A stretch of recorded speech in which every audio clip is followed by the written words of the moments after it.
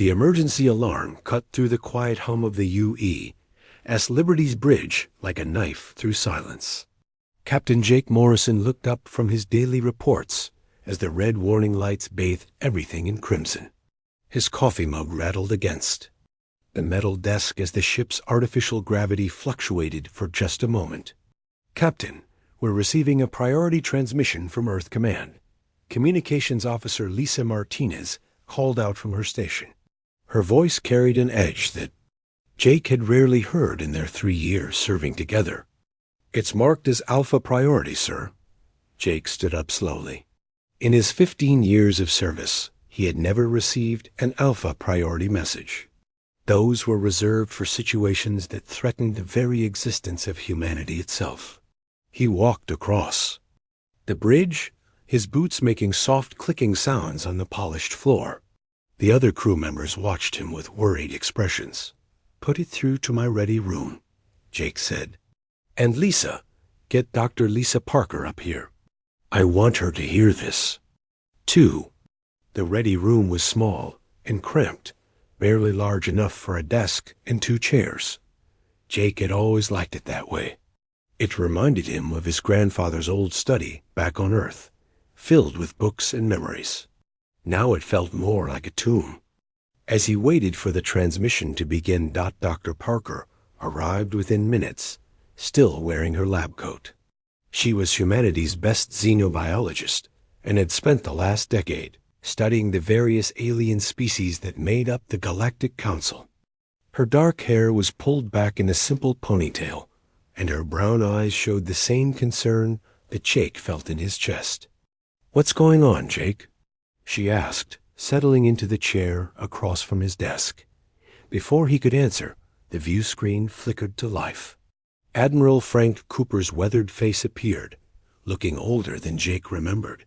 The admiral's usually perfect uniform was wrinkled, and there were dark circles under his eyes that spoke of sleepless nights and difficult decisions. "Captain Morrison, Dr. Parker," Admiral Cooper began without any pleasantries. "What I'm about to tell you is classified at the highest levels. As of 0800 hours this morning, Earth time, humanity has received an ultimatum from the Galactic Council." Jake felt his blood turn cold. The Galactic Council had been humanity's gateway to the stars for nearly 200 years. They had provided technology, trade routes, and protection from the dangers that lurked in the dark spaces between worlds. The idea that they would issue an ultimatum to humanity was almost unthinkable. "The terms are simple," Admiral Cooper continued. "We have 30 standard days to surrender all military vessels to Council custody. We must dismantle our planetary defense systems. All human colonies must accept Council oversight and what they call protective custody status." Dr. Parker leaned forward in her chair. "That's impossible. Protective custody means they control everything. Population, resources, technology development, even cultural expression." "It gets worse," the Admiral said.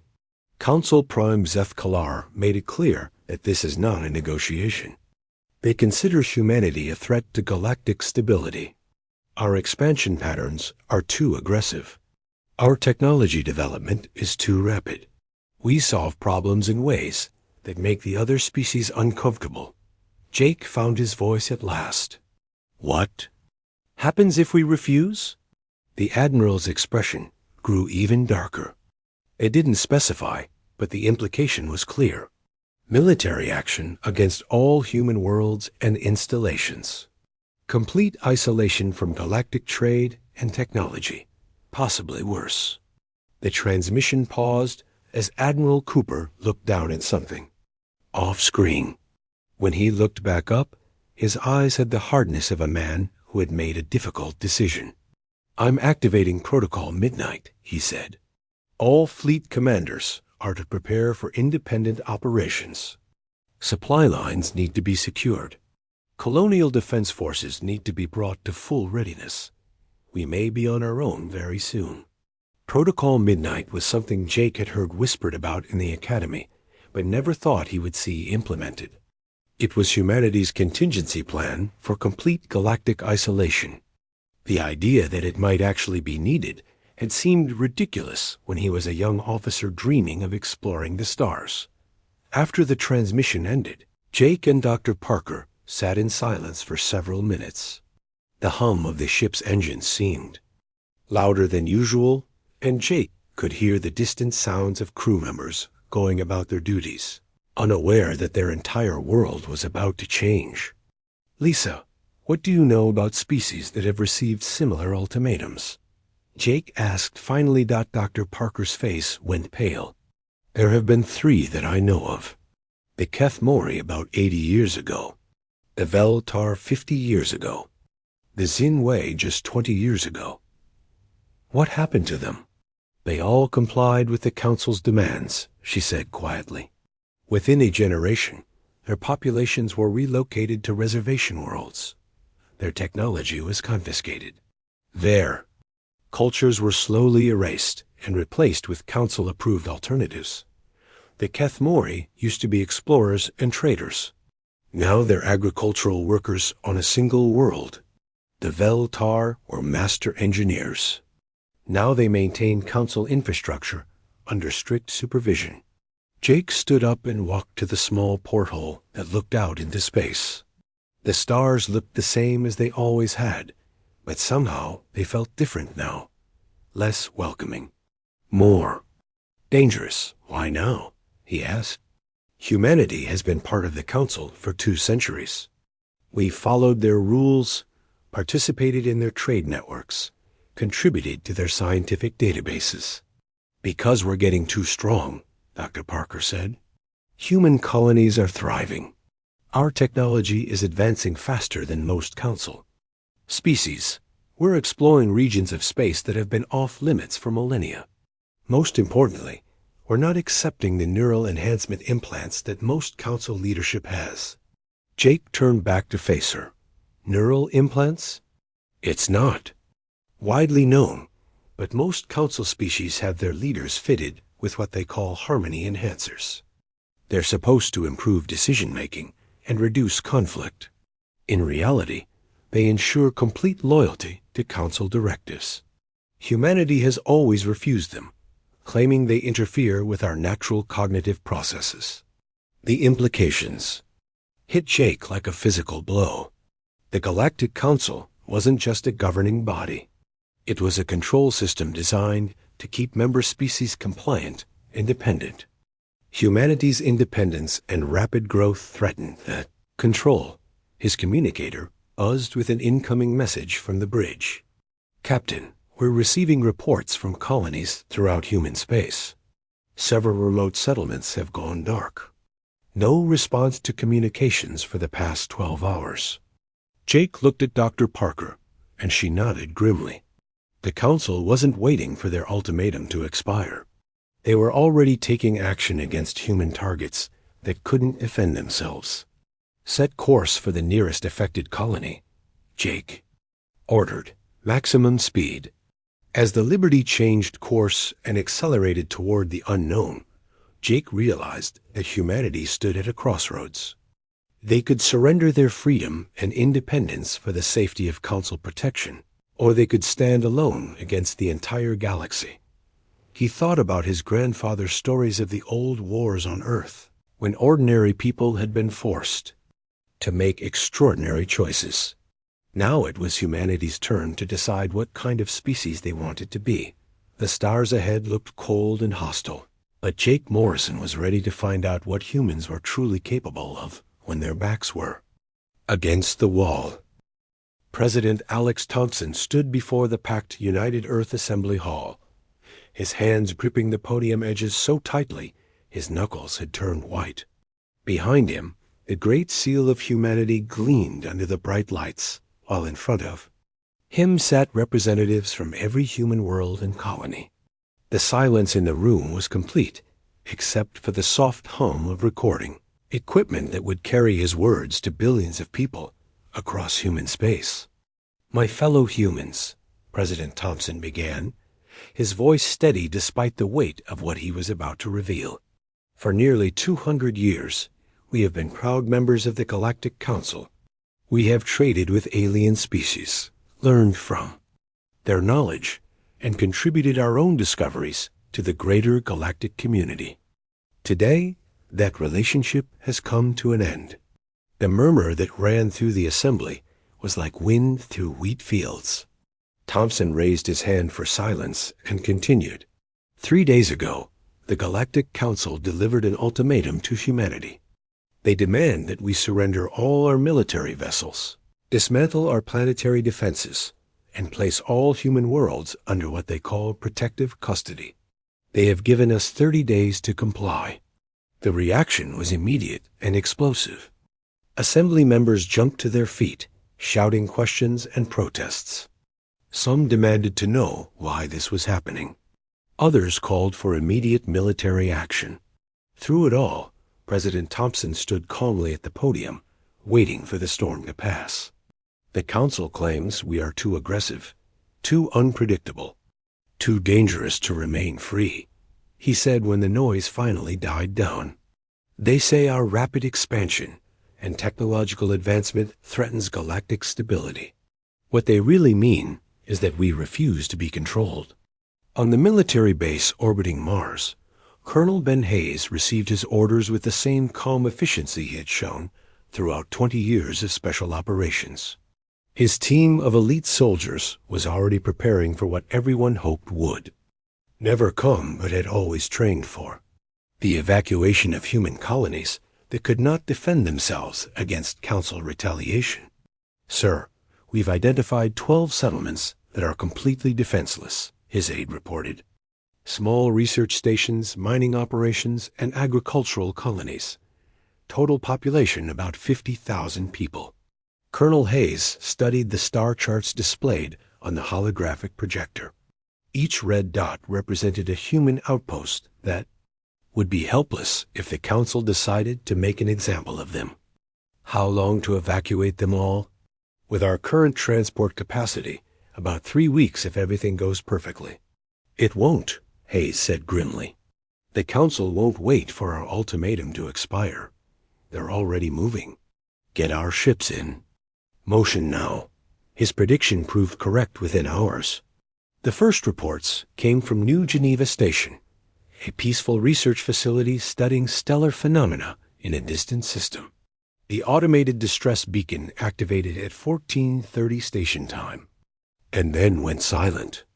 When the rescue ships arrived 6 hours later, they found only wreckage and radiation signatures consistent with Council energy weapons. 12,000 civilians had been vaporized, without warning, as a demonstration of what happened to species that defied the Council's will.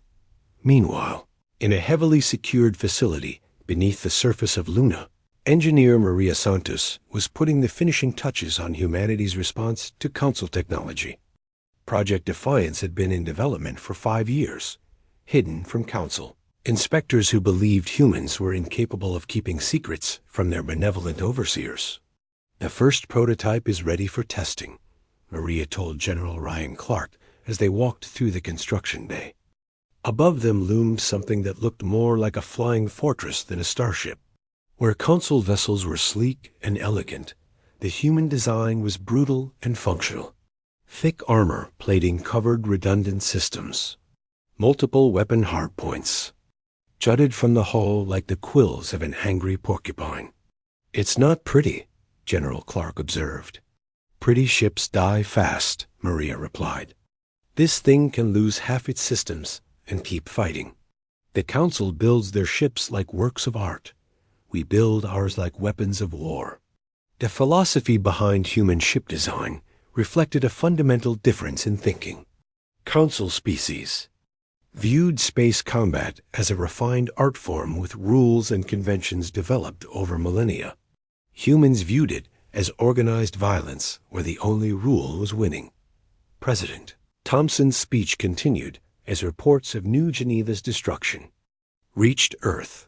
His voice took on a harder edge as he spoke about the price of freedom and the cost of submission. The Council offers us safety in exchange for our independence. They promise peace in exchange for our souls. They tell us that resistance is futile and that we should accept their protection like good children. He paused and looked directly into the cameras that were broadcasting his words across human space. I have a different message for the Galactic Council. We are not children. We are not pets. We are human beings, and we bow to no one. If they want our ships, they can come and take them. If they want our worlds, they can try to conquer them. If they think we will go quietly into their cages, they are about to learn just how wrong they can be. The response from human colonies was immediate and overwhelming. Every planetary governor, every colonial administrator, every settlement leader sent the same message back to Earth. Not one human world would surrender. Not one colony would accept council custody.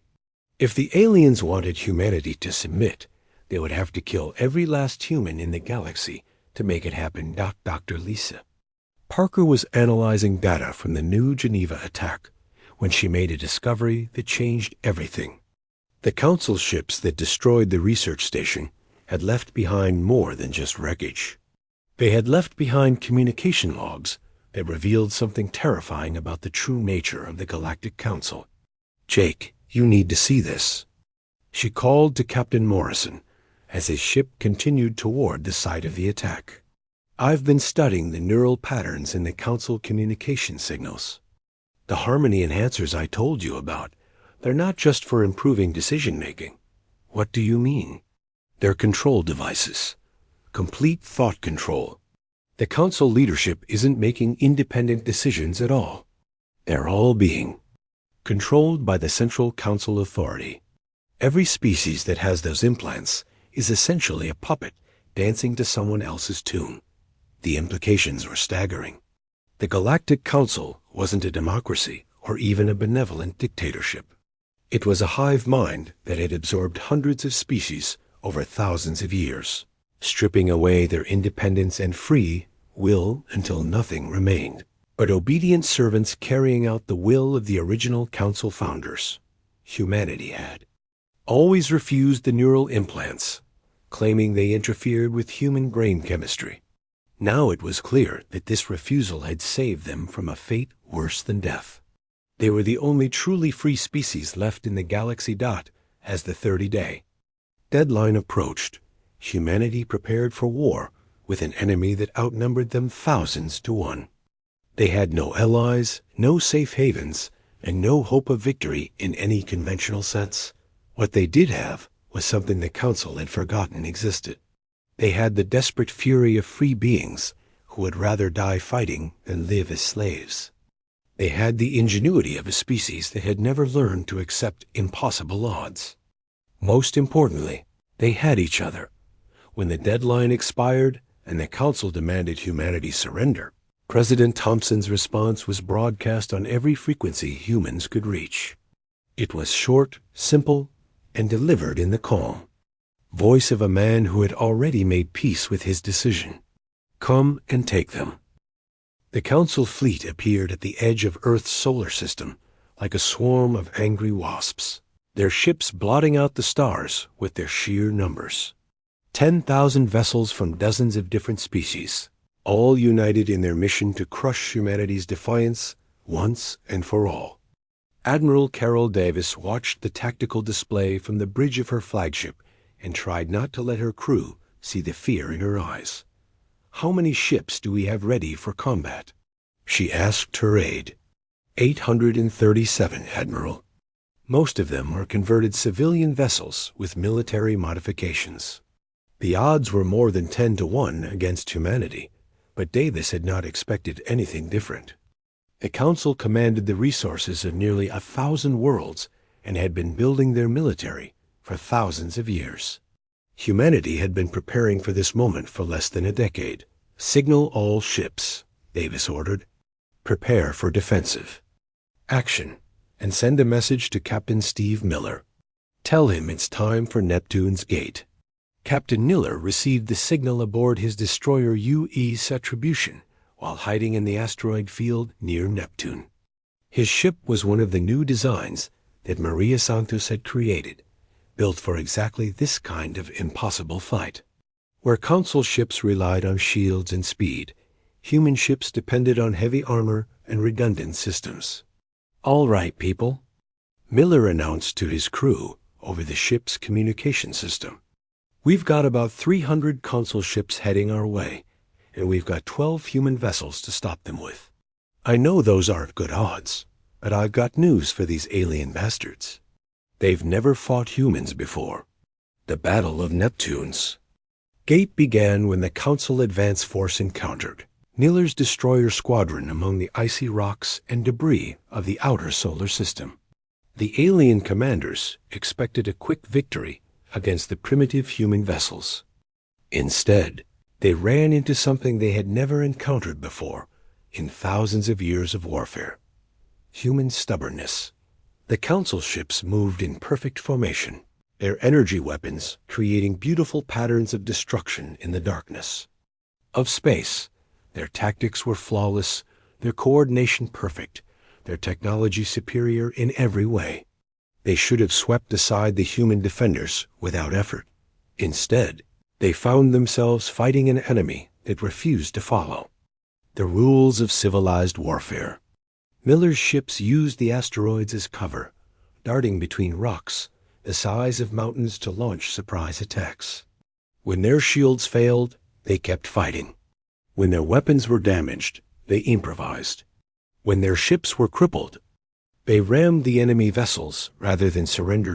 Tech specialist Amy Rodriguez had spent years studying Council communication protocols, and now her knowledge became humanity's secret weapon. As the enemy fleet tried to coordinate their attacks, Amy flooded their networks with false signals and contradictory orders. Council ships suddenly found themselves receiving commands to retreat, while other vessels in the same squadron were ordered to advance. A perfect alien coordination collapsed into chaos. "Signal poisoning is working," Amy reported to Captain Miller as explosions bloomed around them. "Their command structure is breaking down. They don't know who to trust anymore." The human ships pressed their advantage ruthlessly. While the Council vessels tried to sort out their communication problems, Miller's destroyers struck from multiple directions at once. They targeted command ships, supply vessels, and communication relays with the methodical efficiency of predators who understood that war was not a game with rules, but a fight for survival. Dr. Paul Jackson's new kinetic lenses proved devastatingly effective against Council technology. The elegant alien ships were designed to deflect energy weapons with their sophisticated shield systems, but they had no defense against chunks of tungsten accelerated to incredible speeds by human railguns. The beautiful Council vessels cracked like eggs when hit by solid projectiles moving at significant fractions of light speed. "Their shields might as well be made of paper," Miller observed as another enemy ship broke apart under kinetic bombardment. "They spent so long fighting with energy weapons that they forgot about good old-fashioned rocks." The psychological impact was even more devastating than the physical damage. Council species had spent millennia developing rules of engagement that minimized casualties and preserved valuable resources. When losses reached 5%, honorable commanders were expected to withdraw and request reinforcements. At 10% casualties, retreat was mandatory. Human commanders had different ideas about acceptable losses. Miller's squadron fought until their ships were falling apart around them. When the U.S. Retribution lost half her weapons, Miller continued the attack with the remaining guns. When her engines were damaged and she could barely maneuver, he used the ship's mass as a weapon, ramming enemy vessels at full speed. The sight of human ships fighting to total destruction sent shock waves through the Council fleet. These aliens had never encountered a species that preferred death to defeat, and the psychological impact was overwhelming. Ships that should have easily destroyed the human defenders found themselves hesitating, their crews unable to comprehend an enemy that simply would not stop fighting. Admiral Davis watched the battle from her command ship and felt a grim satisfaction as the Council advance force began to retreat. 300 enemy ships had been reduced to less than 200, while the human defenders had lost 9 of their 12 vessels. By any reasonable calculation, the aliens had won a tactical victory, but they were the ones running away. Signal from Captain Miller, her communications officer, reported, "The Retribution is severely damaged, but still operational. He's requesting permission to pursue the retreating enemy." Avis almost smiled. "Tell Captain Miller that his orders are to defend Neptune's gate, not to chase Council ships halfway across the solar system. But also tell him well done. The victory at Neptune's gate was small in the grand scheme of the war, but its importance could not be measured in ships destroyed or territory held. For the first time in their history, the Galactic Council had met an enemy that fought differently than they did, an enemy that valued freedom more than life and preferred death to surrender. News of the battle spread throughout the galaxy at the speed of light, carried by automated communication beacons and captured alien transmissions. On worlds that had been under Council control for centuries, populations that had forgotten what independence meant began to remember what their ancestors had once been. The Kethmori heard about humans who rammed enemy ships rather than retreat. The Veltar learned about a species that fought on even when their weapons were destroyed. The Zinwei discovered that somewhere in the galaxy there were still beings who chose freedom over safety. The neural implants that controlled the Sinchi Council species began to malfunction as their hosts experienced emotions that had been suppressed for generations.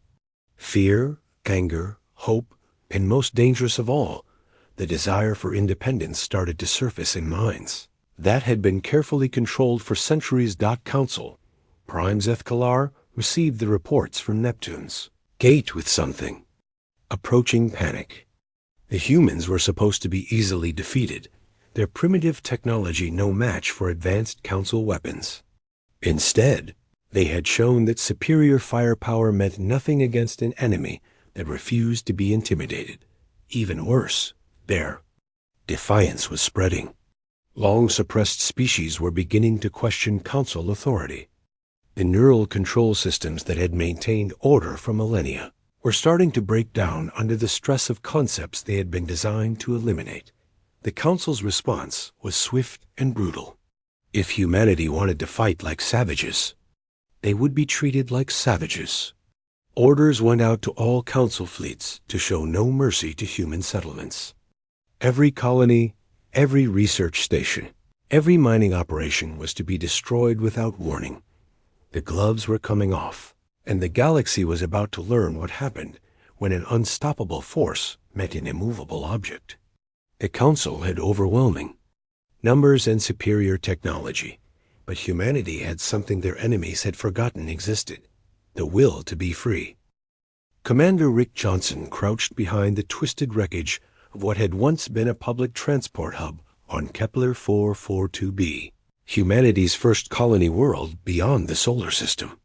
The Council occupation forces had been here for 3 weeks now, and they were learning that controlling human territory was very different from conquering it. Through his binoculars, Johnson watched a patrol of Zethkari soldiers moving through the ruins of New Boston, their energy weapons gleaming in the pale morning light. "How many?" whispered Sergeant Linda Walsh, his second in command. "8 of them, moving in standard Council formation," Johnson replied. "Same route they took yesterday and the day before. These aliens really don't understand guerrilla warfare." The Council species had spent thousands of years fighting wars between organized fleets in open space, where victory went to whoever had superior technology and better tactics. They had no experience dealing with enemies who refused to stand and fight in proper battles, who struck from the shadows and melted away before retaliation could arrive. Johnson's resistance cell was one of dozens operating on Kepler 442b, and they were making life miserable for the occupation forces. Every night, Council supply convoys disappeared. Communication relays were sabotaged, Alien soldiers on patrol simply vanished, their weapons and equipment later found in the hands of human fighters. Remember, Johnson told his team as they prepared, to spring their trap, we hit hard and fast, then scatter. The Council thinks we're primitive because we don't have their fancy technology, but they're about to learn what humans do best. The ambush lasted less than 3 minutes.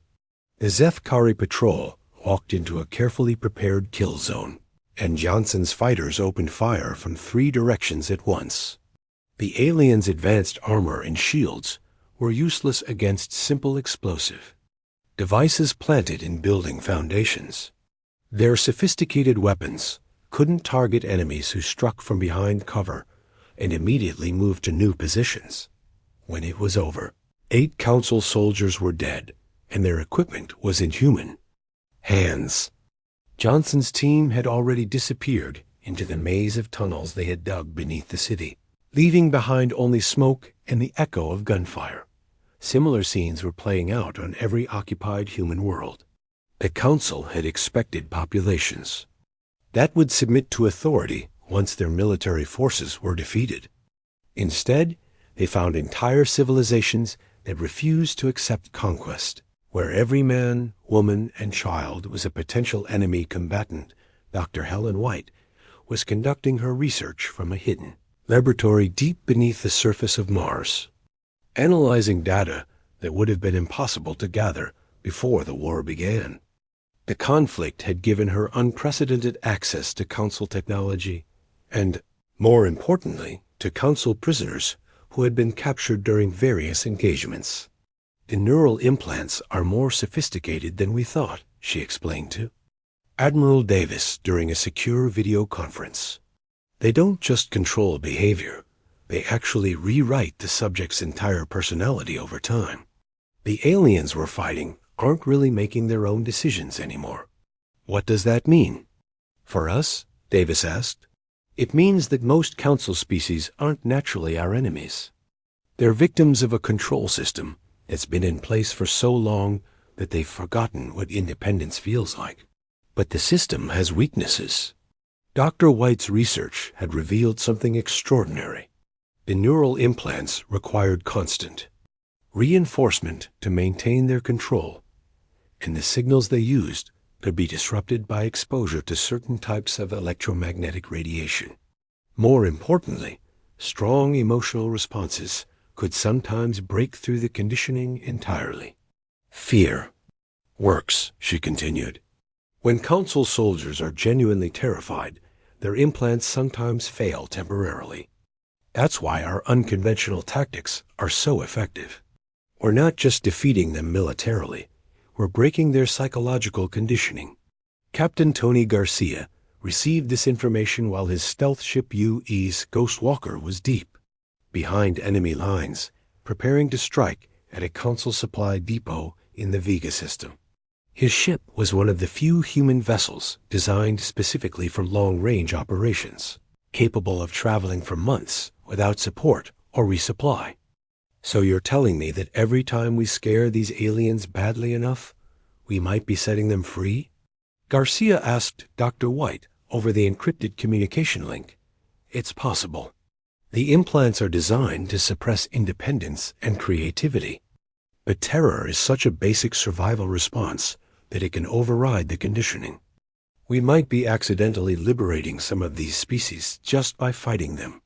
The Ghost Walker's mission was to prove that human ships could strike anywhere in Council space, no matter how well defended. Garcia and his crew had spent 2 weeks studying the Vega depot, learning its routines and identifying its weaknesses. The facility was supposedly impregnable, protected by automated defense systems, and a squadron of Council patrol ships docked. What the defenders hadn't counted on was a human captain who was willing to ram his ship through their defensive perimeter. At maximum speed, firing kinetic weapons in all directions, while his engines overloaded from the strain. The attack lasted 17 minutes and left the depot completely destroyed. More importantly, it sent a message throughout Council space that nowhere was safe from human retaliation. If a single human ship could penetrate the heart of their territory and destroy a major installation, what could a full fleet accomplish? Marshal Diana Foster was coordinating Earth's defenses when the Council made their most serious mistake of the war. Intelligence reports had been coming in for days about a massive alien fleet gathering near the edge of the solar system. But no one was prepared for what happened next. The Council fleet didn't target military installations or orbital defense platforms. Instead, they launched a direct assault on New Johannesburg, a civilian research colony on one of Jupiter's moons. The attack was swift, brutal, and completely unnecessary from a military standpoint. 2.3 million civilians died in less than an hour, vaporized by weapons designed to crack planetary surfaces. Men, women, and children who had never fired a shot in anger were murdered simply to make a point about the consequences of defying Council authority. The reaction from humanity was immediate and absolute. Every human fleet commander, every planetary governor, every colonial administrator sent the same message to Earth Command. There would be no negotiation. There would be no compromise. There would be no peace until every Council ship was destroyed and every alien who had participated in the massacre was dead. President Alex Thompson's response was broadcast on every frequency humans could reach, and his words were heard throughout the galaxy. The Galactic Council has chosen to target our civilians. Our children are innocent. They have shown us what they truly are. Now we will show them what we are. The declaration of total war that followed was unlike anything the galaxy had ever seen. Human fleets abandoned all defensive positions and launched coordinated strikes against Council targets throughout known space. There would be no prisoners taken, no mercy shown, no quarter given. The Council had wanted to break human morale by demonstrating their willingness to kill civilians. Instead, they had eliminated any possibility of future coexistence. They had turned a war of independence into a war of extermination. Marshal Foster received reports from across human space as the new offensive began. Every available ship was being thrown into combat, including converted civilian vessels, armed with whatever weapons could be mounted on their hulls. Retired veterans were coming out of retirement. Teenagers were lying about their ages to join combat units. "How many ships can we field?" she asked her staff. "Every human vessel that can mount a weapon, Marshal. Cargo haulers, passenger liners, mining ships, research vessels. We're turning our entire civilian fleet into a military force." The transformation was remarkable and terrifying. A species that had been content to explore and trade was becoming a civilization dedicated entirely to war. Every human resource, every technological advancement, every industrial facility was being converted to support the war effort. The Council had created exactly the kind of enemy they had claimed to be preventing. A species so dangerous, so focused on destruction, so utterly committed to victory that they would sacrifice everything else to achieve it. As reports of the New Johannesburg massacre spread throughout the galaxy, something else began to happen. Species that had been under Council control for centuries started to experience system failures in their neural implants. The horror of seeing an entire civilian population murdered for no reason was so profound that it broke through conditioning that had been in place for generations. On dozens of worlds, Council member species began to remember what they had been before the implants took away their free will. They remembered their own cultures, their own dreams, their own desire for independence. Most importantly, they remembered what it felt like to be free. The galaxy was about to discover that humanity's rebellion had become something much larger and more dangerous than anyone had imagined. It had become a revolution that threatened the very foundations of Council power. The war for human independence was becoming a war for galactic freedom, and there would be no going back. Admiral Chris Taylor, stood on the bridge of his flagship U.S. Liberation as the largest human fleet in history prepared for the final assault on Nexus Prime, the ancient capital world of the Galactic Council. Around him, more than 50,000 ships from dozens of different species formed a massive armada that stretched across space like a metal constellation. The rebellion that had started with humanity's refusal to surrender had grown into a galaxy-wide revolution. "Admiral, we're receiving confirmations from all coalition fleets," reported his communications officer. "The Kethmori Liberation Force is in position. The Veltar Engineering Corps has finished sabotaging the outer defense grid. The Zinwei stealth squadrons have eliminated the early warning stations." Taylor nodded grimly. The species that had once been enslaved by the councils. Neural implants were now fighting alongside humanity for their freedom. The sight of former council member worlds turning their weapons against their oppressors would have been unthinkable just months ago. But the massacre at New Johannesburg had shattered the conditioning that had kept them docile for centuries. "Commander." Lisa Brown had never expected to be leading alien soldiers into battle, but the war had changed everything about what was possible. Her mixed unit of humans and liberated Veltar fought with a combination of human aggression and alien technical skill that proved devastatingly effective against Council forces. "Remember, we're not just fighting for our own freedom," she told her troops as they prepared for the ground assault on Nexus Prime's surface. "We're fighting for every species that has been enslaved by the Council's lies. Today, we end their reign of terror forever." The Veltar soldiers under her command had removed their neural implants weeks ago, and the change in their behavior was remarkable. Where once they had been passive and obedient, they now fought with the fury of beings who had finally remembered what they had lost. Their technical expertise, combined with human tactical innovation, created new strategies that the Council had never encountered before. General Kevin Moore coordinated the multi-species coalition from his command ship as the final battle began. The Council's defenses around Nexus Prime were formidable, but they had been designed to fight conventional enemies using predictable tactics. They were not prepared for the coordinated assault that was about to overwhelm them. "All units commence the attack," Moore ordered. "Remember, our objective is the Council chambers at the heart of the city. Everything else is secondary." The battle for Nexus Prime raged across 3 different fronts simultaneously. In space, Admiral Taylor's fleet engaged the remaining Council forces in a massive engagement that lit up the darkness with weapons fire. On the planet's surface, Commander Brown's ground forces fought their way through the ancient city toward the government complex. Deep beneath the surface, specialized teams worked to disable the Council's ultimate weapon. Dr. Lisa Parker had discovered the existence of the Doomsday device during her analysis of captured Council databases.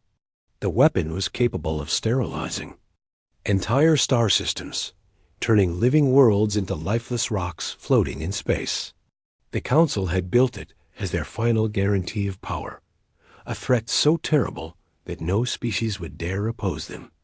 The weapon requires unanimous consent from all remaining Council members to activate, she explained to Captain Jake Morrison as his team fought through the underground chambers beneath the government complex. But if they can get that consent, they'll destroy Earth and every human colony simultaneously. Morrison and his soldiers moved through corridors that had not seen combat in thousands of years. The Council had believed their capital world was impregnable, protected by layers of defenses and the loyalty of 100 subject species. They had never imagined that those same subject species would one day turn against them. "How do we stop it?" Morrison asked, as explosions echoed through the tunnels around them. "We have to prevent them from getting unanimous consent. If even one Council member refuses to authorize the weapon's use, it can't be activated." The problem was that most Council members were still under the influence of their neural implants, their free will suppressed by centuries of conditioning. Breaking that control would require something powerful enough to override the artificial loyalty that had been programmed into their minds. President Sarah Johnson had been elected to lead the Free Worlds Alliance just days before the final battle began. Her first official act was to address the galaxy from Earth, speaking directly to the enslaved populations still under Council control. For too long, you have been told that freedom is dangerous, that independence leads to chaos, that you need the Council's protection to survive, she said, her words broadcast on every frequency the Coalition could reach. But look around you. Look at what the Council has done in the name of order. They have turned you into slaves and called it peace. Her speech was more than just words. It was accompanied by broadcasts showing the liberated species fighting alongside. Humans demonstrating that cooperation was possible without the Council's forced control. The sight of former enemies working together by choice rather than compulsion sent shock waves through the neural implant networks. Council Prime Zeth Kalar watched the battle unfold from the safety of the Council chambers deep within the government complex. The ancient being had ruled the galaxy for millennia, maintaining order through fear and control. Now that order was crumbling as species after species broke free from the conditioning that had kept them obedient. Activate the Doomsday Weapon. Zeth Kalar commanded the remaining Council members. If we cannot rule the galaxy, then no one will. But something unprecedented happened. 3 Council members, their neural implants failing under the stress of witnessing their civilization's collapse, refused to give their consent. The sight of their own forces being defeated by the very species they had oppressed had broken through. Programming that had seemed unbreakable. I will not authorize the destruction of entire worlds, declared Council member Vexthari, speaking with their own voice for the first time in centuries. I remember what my people were before you enslaved. U.S. I will not be part of genocide. Similar declarations came from 2 other Council members as their implants failed completely. The unanimous consent required for the weapon's activation became impossible, leaving Zeth Kalar with no choice but to watch the Coalition forces break through the final defenses. Captain Morrison's team reached the Council chambers just as Zeth Kalar made one final desperate attempt to activate the Doomsday Weapon manually.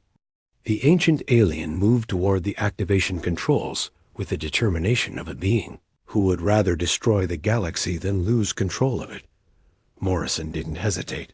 He threw himself between Zeth Kalar and the weapon controls, absorbing the energy blast that the Council Prime fired at him. As he fell, his finger found the trigger of the explosive charge his team had placed on the weapon's core systems. The explosion that followed destroyed the Doomsday device forever, ensuring that no future tyrant could threaten entire star systems with extinction. Morrison's sacrifice had saved not just humanity, but every species in the galaxy from the ultimate expression of the Council's power. The fall of Nexus Prime marked the end of the Galactic Council's reign. Across the galaxy, the neural implant networks collapsed as their central control systems were destroyed. Species that had been enslaved for millennia suddenly found themselves free to make their own choices for the first time in countless generations. President Johnson addressed the new Galactic Assembly from Earth 6 months after the final battle. Representatives from hundreds of worlds had gathered to establish a new form of government based on voluntary cooperation rather than forced compliance. We gather not as conquerors and conquered, but as free beings choosing to work together. She said, "The age of empire is over.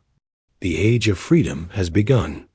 The Free Worlds Alliance that emerged from the ashes of the Galactic Council was unlike any government the galaxy had ever seen. Species joined by choice and could leave whenever they wanted. Decisions were made by consensus rather than decree. Most importantly, no single world or species could dominate the others. The memorial service for Captain Morrison and the millions who had died in the war was held on Earth. but it was broadcast throughout the galaxy. Representatives from every liberated species came to pay their respects to the humans who had shown them that freedom was worth any price as the service ended. Human ships began departing for the unexplored regions beyond the galaxy's edge, carrying with them the message that had started the revolution, that some things were worth fighting for, no matter the odds. That freedom was not a gift to be granted by others, but a right to be claimed by all conscious beings.